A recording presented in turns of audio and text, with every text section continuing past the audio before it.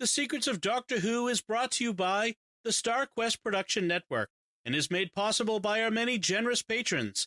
If you'd like to support the podcast, please visit sqpn.com/give. You're listening to The Secrets of Doctor Who, episode 107. Oi! Don't be scared. All of this is new to you and new can be scary. When people need help, I never refuse. There's this moment when you're sure you're about to die, and then you're born. I know exactly who I am. I'm the Doctor.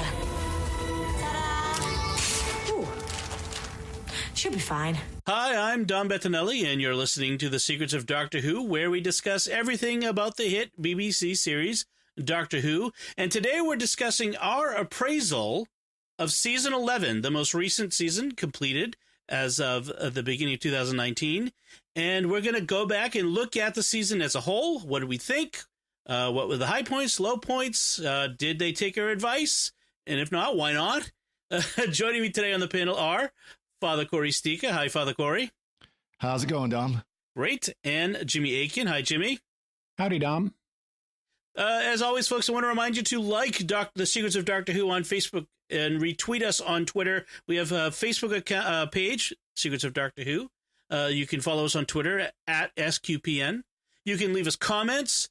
Subscribe to the show if you have not yet subscribed in iTunes, Google Play, Stitcher, TuneIn, your favorite podcast app, or on YouTube, where you can hit the bell to get notifications when we post new episodes. And please, above all, share the podcast with your friends. Help us grow the community of listeners, and we can grow the conversation around one of our favorite shows, Doctor Who.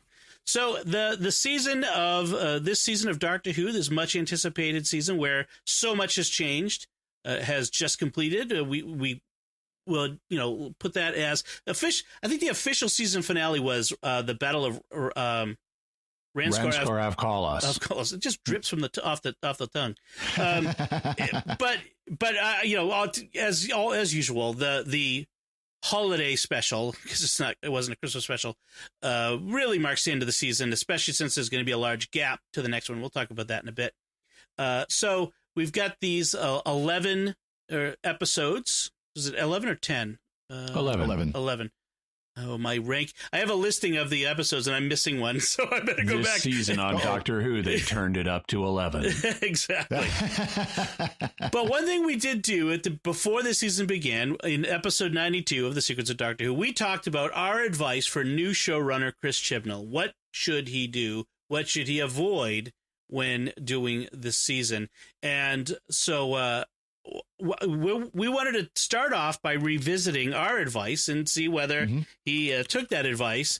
And one of the first things we said at the time was, how should he deal with the Doctor being a woman? Should he spend his time emphasizing, the difference between being a man and a woman?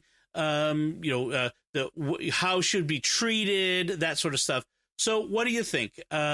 Father Corey, let's start with you. What did you think about the way they handled that? I think they handled it about as well as they could. I think they really did. It was not a major season arc issue. It wasn't something that was brought up in every episode. It was brought up, frankly, and in my opinion, at least, it was brought up at times when it was fitting.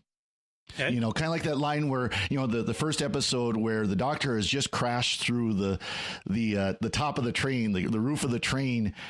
And she goes, well, why are you calling me ma'am? Because you're a woman. Oh, that's right. I was a man just a few, hours ago. Right. An old man a few hours ago, I think they handled it very well because they didn't make it a major issue, in my opinion. You had said in that episode that they shouldn't spend all their time, combating the bad historical treatment of women. It came up a couple times, right? But yeah, and that's fair. Yeah, and how do you feel they did with that? Admittedly, one of my least favorite episodes kind of dealt with some of that. Yeah. But I think as a whole, they didn't quite. They did better in some aspects of playing historical figures. Okay. But I think they did worse in a couple others as well. Okay. And Jimmy, in your assessment, you said you don't be I am woman, hear me roar, and I think that's pretty close. And that you said that she should follow Patrick Troughton's example. How do you think? I think in terms now, I think they could have done better with Jodie Foster and the way they wrote her, and we'll talk about that. Oh, Jodie Whittaker, sorry. Sorry, I just had some fava beans. I didn't, but I think they could have done better with some of the way they wrote Jodie Whittaker, and we'll talk about that when we get to the character of the Doctor herself, I guess. But in terms of my advice for Chris Chibnall last time, she needs to be likable. That's job number one. She needs to be likable, and they succeeded in that. Jodie Whittaker's Doctor is very likable. I like her a lot. She's a nice person. She does remind me, up to a point, of Patrick Troughton and Peter Davison, who were the two most likable, not necessarily the most charismatic, because that probably would have to go to Tom Baker. But in terms of likability, they were the two most likable of the original series Doctors. And I think Jodie Whittaker is in that same mold, which is what she needed to be. Okay. Yeah. One of the things we said was she needed to contrast with Peter Capaldi's sternness, his attack eyebrows, that whole thing. And that horrible rainbow coat he was always wearing. Oh, wait, that was a different unlikable Doctor. Yes. I mean, so it certainly is that a large contrast with Capaldi. So that certainly they did do that. Father Cory, you said in connection with this that they shouldn't get preachy, but they should entertain us. Preachy about the Doctor being a woman, I think is right. And then that I definitely think they did not do. There are other issues we'll talk about later that they got preachy about, but I don't think as far as the Doctor's character is concerned, I think they nailed it pretty well. Okay. I think they got exactly what they needed. I kind of, agree with Jimmy. They need to bring more humor into the character, and they definitely did. Right. There's a humor there. They toned down the ego a lot. Yes. Yeah, that was the biggest issue. We don't have David Tennant, I am the oncoming storm, I am the fear of all Daleks, et cetera, et cetera, et cetera. They didn't have that. Yeah. They didn't have she knew everything that was going on. In fact, she was very clear when she didn't know what was going on.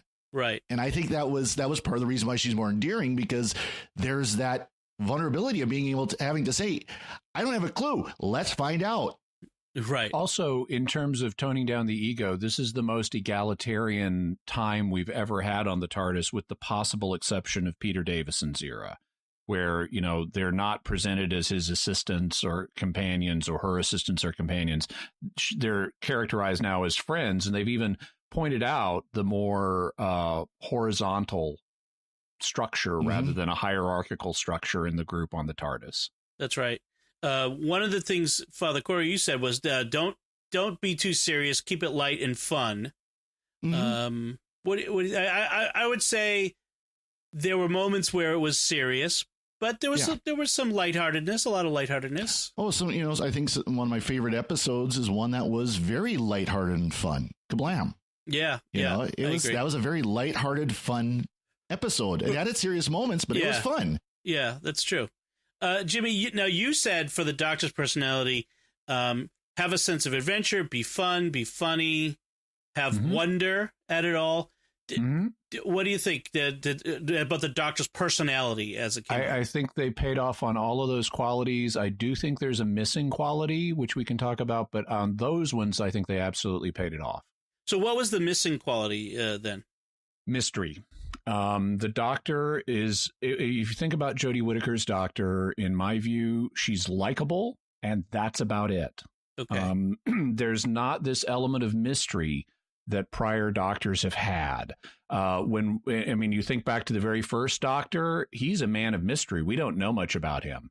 Even in Patrick Troughton's time, he's outwardly likable, but he's doing this Columbo thing where he's using his likability to get people to underestimate him, and he's always got something cooking in his brain that you, the viewer, don't know what it is. So there's an element of mystery. Peter Davison, he wasn't as mysterious. He was somewhat, but he was emotionally vulnerable at times, and he could have mood swings where he could get very angry and then very almost, not crying, but close to that. He could be very emotionally vulnerable. And in Jodie Whittaker's case, she comes across, unfortunately to me, as pretty one note. She's likable. She's a little zany. Yeah. And that's about it. I don't get a lot of sense of mystery or, what's cooking inside of her. I don't have a sense of, the wheels are constantly grinding and there's more to her. That I don't get these hints of something more. I get a sense of this is who she is, and that's about all there is to her. I saw someone say that the Doctor has always been a bit of a benign psychopath, in the sense of not an evil psychopath, but in the sense of a little a force of nature, unpredictable, quite alien. I mean, even the best, even the most likable doctors, like Tom Baker, there was aspects of their personality that sometimes they would suddenly do something that was like, that's kind of concerning. Like there was just an aspect they would either dismiss somebody or they would just be kind of almost cruel. But like this mystery that you're talking about, Jimmy, and you're right. There is none of that in this story. This particular person said the Doctor wants a hug and is more kid friendly. That's kind of how they phrased it.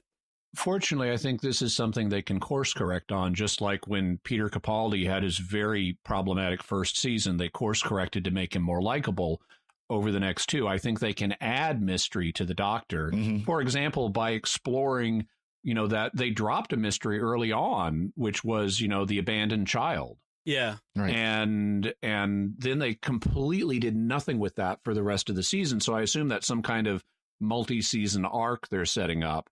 But hopefully, as they start to explore that, we'll get more of a sense of mystery back with the Doctor. I think you could argue there have been a couple hints about when she talked about her grandmas. And then she talked about a dad. What was it in Resolution? Something about she's heard that dads can be a problem. Right. That may or may not be just coincidence or not. But one of the things that I think that they could do is just expand the emotional range, and I think we saw a little bit of that in Resolution, where confronted with the Dalek, there was a bit more of that range in her. But there needs to be a wider emotional range from the Doctor. Absolutely. Okay, so one of the things we kind of, this wasn't, I don't think it came up in that episode, but it's sort of related, and I can bring it in this point, was this the biggest change in Doctor Who ever? Perhaps bigger than even the first time we had a regeneration? In terms of the character of the Doctor? Yes. Or in terms of the show as a whole? In the show as a whole. This switch from all men to Jodie Whittaker, this change, the change of the Doctor, was this to a woman? Was this the biggest thing the biggest change in Doctor Who history? It changed the show more than anything else. I don't think that in particular was, because again, it had already been established long before this that Time Lords can change gender during their regeneration. They'd already established that. Okay, fine. I think I would say that this season is only because it was like a complete and total cut from what came before. Right. Change of showrunner, change of TARDIS, change of Doctor, change of companions. There really, until we got to Resolution, there really wasn't any connection to Doctor Who before, except the TARDIS and the Doctor. Right. Everything else was kind of a new way. Even the like the CGI company, the company that did all the special effects, that was a change. I mean, they changed just about everything other than broadcasting on BBC. Right. I mean, they didn't even really spend all that much time in London. I mean, a lot of it was set in Yorkshire and in Sheffield in particular. Yeah. I mean, the setting was different. I mean, there was a big change when they moved from Davies to Moffat. They changed Doctor, they changed Companions, they changed TARDIS too. But it didn't seem as big of a shift as this was, because I think Chris Chibnall came out and said, we're almost rebooting the series for new fans. Well, and there was the sense too with, in my opinion, with Moffat, that he was kind of a part of the team already, because by the time he was brought on, he had already written a number of episodes. Well, Chibnall did too. Did Chibnall? No, that's right. He wrote two or three. I can't remember, but it wasn't quite the same. Yeah, we actually talked about the other Doctor Who. He wrote Dinosaurs on a Spaceship. If you recall. That's right. I know you've blocked it. I forgot that. You tend to suppress bad memories. he wrote episodes; they just weren't memorable ones. Right. But I don't think this is close to being a pivotal moment in the way that there have really been two pivotal moments in the show's history. The first was in 1966 when we had the first regeneration, and that opened up everything, compared to what had come before. And the second was in 2005 when the show came back and was very much something that felt like modern television. It was those were the two big moments. Right. I agree. In the show's history. This is a notable shift, but it's really more like the shift from to Moffat from Davies. From Davies. And it's more like that. It's a recalibration, but it's not an epical shift like 1966 or 2005. Okay. Yeah, because I had seen a lot of fans online kind of talking about it in those terms, but you're right. It just doesn't feel that big to compare to those two. So I mentioned that they kind of approached it sort of as a reboot, and that was one of our bits of advice, was we talked about the balance between making the show accessible to new fans, which they made as a priority, versus serving the old fans. Jimmy, you okay with that? Yeah, you said we should have all new monsters, except we should bring back a classic monster during the season finale, which is essentially what they did. Yeah. So good call on that. They took your advice. And but that there should be references on the dialogue level throughout the season to classic things to make that connection. Yeah. Did they do that? I'm trying to remember if they did that. Yeah, they referenced Unit. They referenced, actually, I don't remember the specifics at the moment, but I remember commenting on the podcast previously about, right out of the gate, they dropped several references to classic things in Who that I didn't expect them to that soon. Right. I think in Woman Who Fell to Earth, there was a couple there. Father Corey, you said too that they should look to 2005, the relaunch, to how they did it, which was basic setup just to get us into the story, and then wait a bit to bring in the classic Who monsters and other references. Do you feel like they did that well? Oh yeah, I think they really did. And part of it helped with the standalone episodes, and that's one of the things I'm going to talk about. For the general impressions this season, is that they had the standalone episodes, so they didn't have to worry about trailing things along as they went, but they could develop over the course of the season.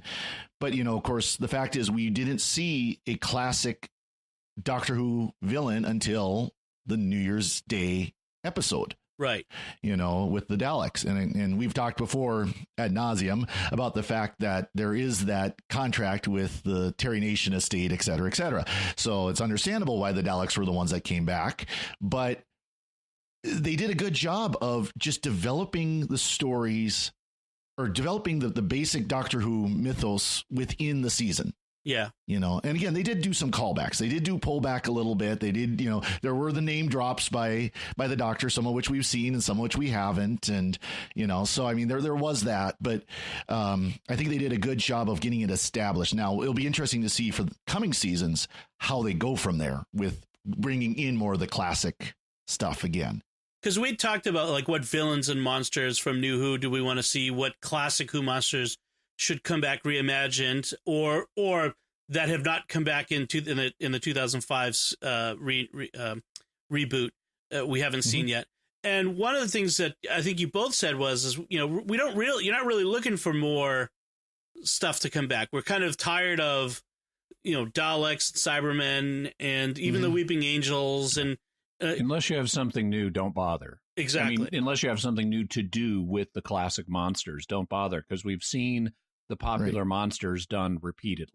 It's kind of funny to look back. It's kind of funny to look back. We kind of did. Yeah, it was kind of funny to look back at the classic Who, and there are certain Daleks and Cybermen. Well, there were points in the history of the series where they didn't show up for years. You know, there was full seasons that had no Daleks, no Cybermen. Mm-hmm. And then there was a movement at one point to kind of bring them back. Right. But they still weren't like every year you had a Dalek episode. Every year you had a Cyberman episode like it is now. Right. Right. I mean, and we talked about it, and that these things can still come back. But for this first season, it was good to kind of stretch your legs a bit, you know, mm-hmm. And I like the fact that we didn't see the Dalek. That we kind of were hoping to, you know, that maybe the last episode would be, it builds up to it, re-energizes that expectation. What can they do? What will be new? How will they make it different? And that, so a little bit went a long way in that. We talked about Father Corey. You'd like to maybe see the Ronnie again. Jimmy, mm-hmm. you said you'd like to see the Master and specifically Missy or River Song or the Meddling Monk. And mm-hmm. I agreed. I'd like to see more Time Lords and Gallifreyans. In fact, I'd like to see more about Gallifrey in general. Mm-hmm. Although the bits we got at the end of Capaldi were a bit. Yeah, I understand not bringing any of those back this season. Right. Mm-hmm. I think it makes sense to bring them back in further seasons. So we talked about the story arc stuff, and Jimmy, you wanted to bring back big season-long stories, like Trial of the Time Lords was a season-long story. We had others. Not a good one, but yes. Yeah, but we had other classic Who season-long stories. Father Corey, you were more about keep the overarching arc like we'd seen in New Who, but but have some standalone stuff so that not every story is advancing the arc. Right. So that's closer to what we got. In fact, we didn't have any arc really at all, other than the characters. Yeah, a few characters, especially Tim Shaw. Yeah. So well, but I'm in terms of you're right. We did get Tim Shaw twice, but then we also got character arcs. So there's mm-hmm. character development among the TARDIS crew from mm-hmm. episode 1 to episode 11. Well, and I'd argue that if there is an overarching storyline, we kind of talked about this before. It's family. Right. You know, you've got, Ryan and Graham and Aaron, Ryan's dad. You've got Yaz and her family. And then you've got all the companions and the Doctor and, the family structures that develop there. Yeah. The problem here, though, I think, is that even the companion story arcs rang largely flat to me. So Yaz, we get a little interaction with her family, but she doesn't develop as a character after episode 1. Right. They all develop in episode 1 because they're in this new world, all of them, even the Doctor. But after episode 1, Yaz doesn't change at all. The Doctor does not change at all. She's in the same place she was at the beginning of the season once she settled down after regeneration. The only two who do develop are Ryan and Graham. And the problem there is that until the New Year's special, even the Ryan Graham relationship is developed in a superficial way. They do. We have this alienation between them at the beginning with Graham reaching out to Ryan and Ryan rebuffing him. And by the end, he is calling him Granddad. He's accepted him as family and so forth. And that's great. But look at how they do it. They have nothing but rebuffs or silence on that subject all the way until like the last 2 episodes. And then in episode number 9, Graham does something that wins Ryan's confidence. He refuses to stay behind in the Underdown or whatever, the parallel world, with the talking frog. He refuses to stay there in order to help Ryan. But Ryan doesn't even see him do that. He's just told about it. And he's even told about it off camera. We never see Yaz telling him about what Graham did. So just on a narrative level, in terms of what we've seen, Ryan just out of the blue, in a line of dialogue, in one scene, without any dramatization of this, it decides to accept Graham. Because he didn't see what Graham did, and we didn't even see the conversation where he learned about what Graham did. Then in the next episode, in episode 10, He's even been more accepting of Graham, but again, it's handled very superficially. We don't get significant character exploration of Ryan's arc, really. I mean, we have it, but it's kind of this paint by numbers thing done at the last minute. We don't get an on-screen exploration of Ryan's arc until we really meet his father in the New Year's special. So I think even the character dynamic, which is what Chris Chibnall is supposed to be famous for, was pretty paint by numbers until the very end. Right. Okay. Yep. There's more to say. We're going to come back to talk about the companions in a total, but let's continue on through the advice we gave. We talked about what new time periods and places the Doctor should go to, and we said go beyond the places you've usually gone, go beyond medieval Europe, further back, go to other continents, and I feel like we got some of that. We got India, and we got 1950s America, which the South. However, we feel they did have a job of portraying it, but they went to these places. But they did go there, yeah. The other ones were pretty paint by numbers still. Ghost Monument, so Women Who Fell to Earth, Arachnids in the UK,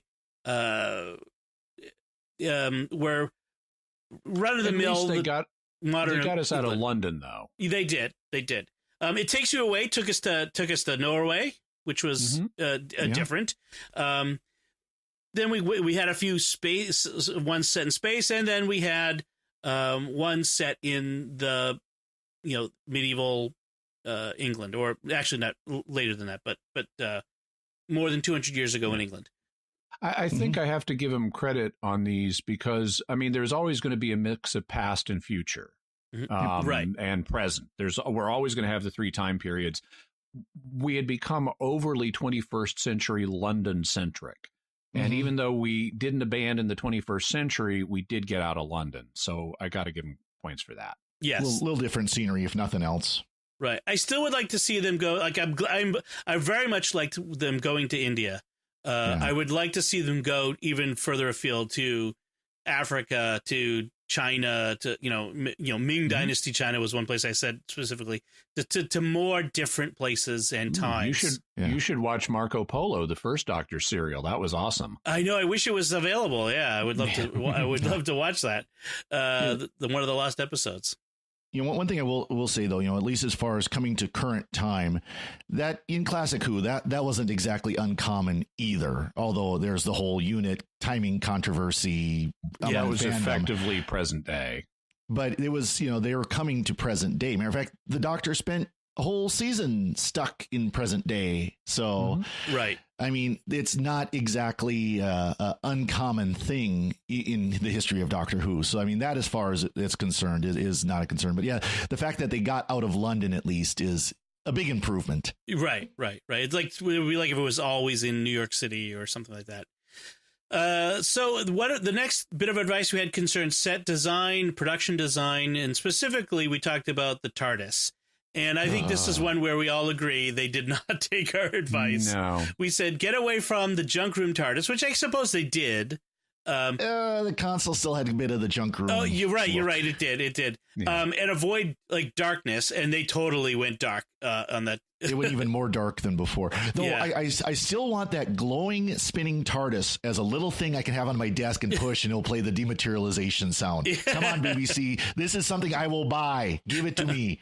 I know. It can't be that expensive to make. ThinkGeek. Keep watching ThinkGeek.com. They should have it. I know. It'll come eventually. No, that was one of my biggest critiques. It's like, why can't the TARDIS be bright? It's right. The classic TARDIS console room was always bright. There was always lots of light. It was much more comfortable than this dark cave than what they have now. This is which is even more cave-like with the giant carrot crystals whose tops bend up and down ridiculously. Oh my gosh, that was the worst.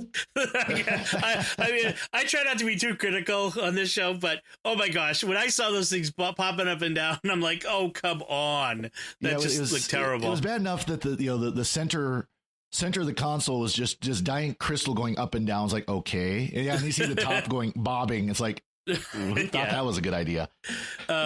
Yeah, I agree. You know what? It's although I have to say, part of it is that this is the sci-fi aesthetic of the moment. Is the dark, like dark ships. Star Trek Discovery does it. The Expanse is like that. A lot of these shows, the spaceships are just dark inside, and I don't know why that is. You go back to like Star Wars, and they had a distinct. The Rebel ships were white interior and bright, and the bad guy ships were dark and gray inside and monochromatic.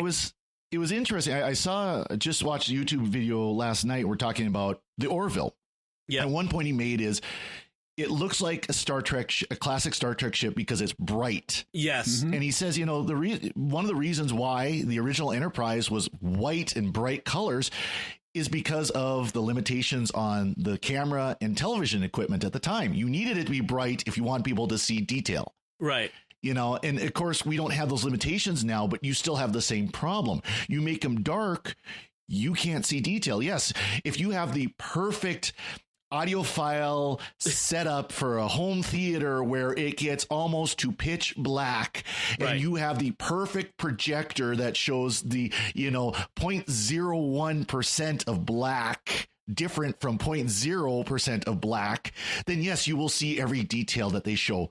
Most of us have pretty basic living rooms with outside light. Our TVs are nice TVs, but they don't have that kind of video reproduction. It's just going to look black and muddy. And that's what happens here. Or you're watching on your phone or your computer. Exactly. Right. You don't have, I wish they would, it's one thing again for a movie where you're in a darkened theater and everything, and they have the perfect environment for it. But when you're watching at home, I wish these TV producers would recognize that the vast majority of people watching that show will not see every detail you put into it. Right. Well, the other thing that they did was that we got the control room, and that's it. And that's, we had talked about in Classic Who, you saw more of the TARDIS, more rooms, and even in New Who. Right. But I don't mind them not showing us more than the control room in the first season. Eventually, we'll want to see more, but that's okay with me. Even in New Who, we've seen some more corridors and other things, but yeah, we basically got this dark. And to your point, Father Corey, I think the dark is a feature, not a bug, in the sense of they want to. It's easier on the soundstage. They don't have to worry about photographing the wrong things. Well, and it looked like one of the walls that basically was behind the console. There was nothing there. Yeah, it was just dark, black. Yeah, So I agree. I guess maybe that's what they designed it to do. So the other thing we talked about was the casting for guest casting. We agreed we didn't want to really see stunt casting, which I don't think we really did. I mean, not a lot. There were a couple apparently the guy who played the Trump clone. Well, yes, somebody. Chris Roth. Yeah, he's fairly well known. Chris and Noth. the guy who played King James was also apparently someone famous. Yes, that's true. Yeah, famous in Britain for his acting, and also the woman in Kerblam was known. In fact, she was also in Broadchurch. But so there was. Oh, that's right. Yeah, the season 3 victim, and I liked her much better when she was working for Kerblam. yes, that's true. So there was a bit of we call it stunt casting, but there were a few famous people we didn't get to see. As Father Corey, you said, you'd love to see Ian Chesterton, Susan come back, some of the people from Classic Who. That would be nice to see some of these people, especially given their ages and the the limited time left that we have to bring some of these folks back. Would be nice to see, but there's plenty of time. This is just the first season, and it's understandable why they wouldn't do that. As far as the companions, we'll talk about the companions in particular in a bit, but let's talk about the companions in general. We talked about keeping the companions on the TARDIS. They should, as in living there with the Doctor, and no more Doctor is my girlfriend. I think we got that, didn't we? I think they pretty much nailed it. I mean, they showed Graham's house a couple of times, including squishing his rocking chair. Yes. I love that. They showed Yaz's house. I don't think we really got a sense of are they living on the TARDIS or not. But they were traveling. I mean, they were traveling quite a bit. So right. We didn't get the sense that they had left the TARDIS either. No, so I think they kind of split that one down the middle in a way that worked. We got a shift from the Clara dynamic of I'm living my life and I occasionally go on an adventure. Mm-hmm. This feels much more like what we previously had on the series, and definitely no doctor boyfriend girlfriend thing going on. Right. Actually, I was kind of surprised, not just that there wasn't the doctor as my girlfriend, but they really started hinting about Yaz and Ryan early on and then just dropped it. That was surprising. Yeah. First episode or two, there was something where you could see they were trying to develop it, and then it just disappeared. So, and I would view that as a mistake because they need to find ways to tie Yaz more in, and that would do it if she and Ryan become a thing. That's true. I like what we see of Yaz. We just don't get enough of her, and that's a downside.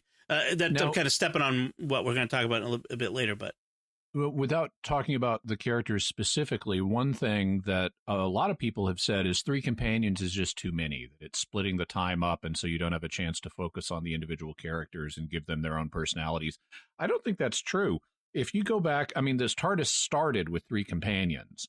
And you flipped the roles around a little bit, but it was basically what we have now with Ian and Barbara and Susan and the Doctor. Right. And going back and watching those early episodes, I get a strong sense of the personalities and the relationships and the contributions of each of the 3 companions. In addition to the Doctor, I think you can write a 4-hander for this for the core cast of this show. And I think it's been done successfully before. I think 3 or 4 people is the sweet spot. Anymore, it's too crowded.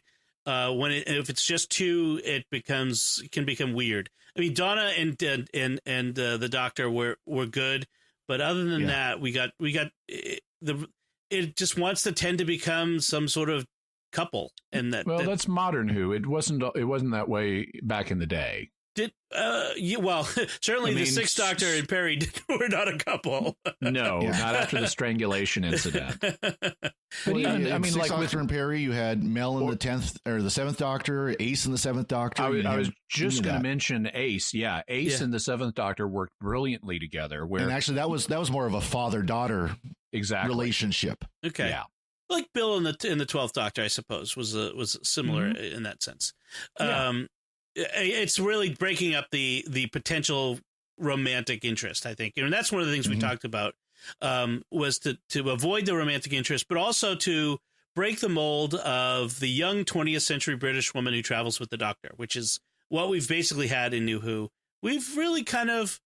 They got away from that. It's still 21st century British people, but it doesn't have the same feel anymore. And I think that the reason why we might have some critiques about the development of the characters really gets down to the writing. It has nothing to do with the fact there were 3 companions. Right. It has to do with just who wrote the episodes and the development that they put into the characters between the episodes. Right. I had said that we should have the characters, the companions, stick around, that they shouldn't just be one and done in a season. And it looks like, just kind of looking forward, it looks like apparently they're all coming back for the next season, which I'm happy to see. We've all agreed that we should not see Clara and Ashilda again. There's no sense really talking about that because that really didn't happen. Especially Ashilda. Yeah. And then we decided that we should lower the stakes and the scope of the stories. It shouldn't be the Doctor astride the universe, saving all of creation. By and large, they did that. By and large. So those were our bits of advice. I think, we had some hits and misses on that, but I think in general, they kind of hit our advice that we gave them. There's some areas where I think they could have done better. But in general, they really stuck to what we thought we should do. Hi folks, this is Don Bettinelli jumping in here. Our discussion of Series 11 of Doctor Who went well beyond our normal show length, and so Jimmy, Father Corey, and I decided that rather than cut the conversation short, we would cut it in half and make it 2 episodes. So we're ending part 1 here, and next week we'll conclude with part 2, where we'll discuss the ranking of the episodes, Jodie Whittaker and the Companions, the U.S. and British ratings this season compared to other seasons, and what we can expect next season. We hope you'll join us. Let us know what you thought of the first part of our discussion by visiting sqpn.com or the Secrets of Doctor Who Facebook page and leaving us some feedback, or send us an email to doctorwho@sqpn.com. You can find links to our show notes on sqpn.com. And until next time, I want to thank Jimmy Aiken and Father Corey Stika for joining me and sharing the Secrets of Doctor Who. And once again, I'm Dom Bettinelli. Thank you for listening to the Secrets of Doctor Who on StarQuest. Right. This is going to be fun.